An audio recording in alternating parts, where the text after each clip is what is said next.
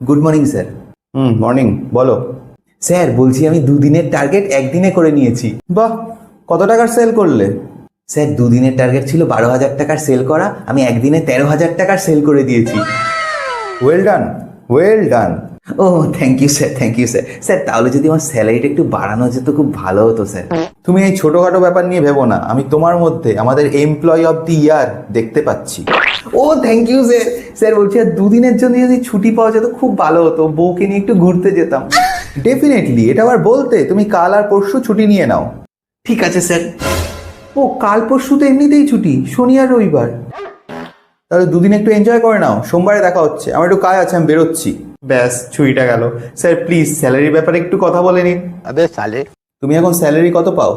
Sir মাত্র 14,000 টাকা। ওরে বাবা, তাহলে তো অনেক টাকাই পাও।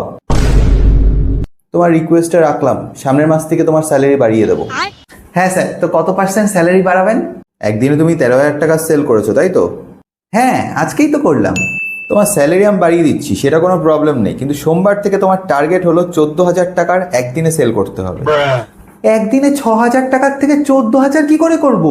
অবশ্যই পারবে, আমি কিন্তু অন্য কথা বলছি না, আমি শুধু তোমাকে বলছি। আমি জানি তোমার মধ্যে সেই প্রতিভাটা আছে, ইউ ক্যান ডু ইট। সব করে নেবো, আপনি স্যালারিটা কত পার্সেন্ট বাড়ালেন সেটা একটু বলুন। তুমি তো 2 বছর হয়েছে এই কোম্পানি জয়েন করেছো, 3 বছর আগে কিন্তু কারোর স্যালারি আমি বাড়াই না, কিন্তু তোমারটা আমি বাড়াচ্ছি। তোমার আগের স্যালারি ছিল 13,000 টাকা, বাড়িয়ে করছি 13,250। খুশি তো?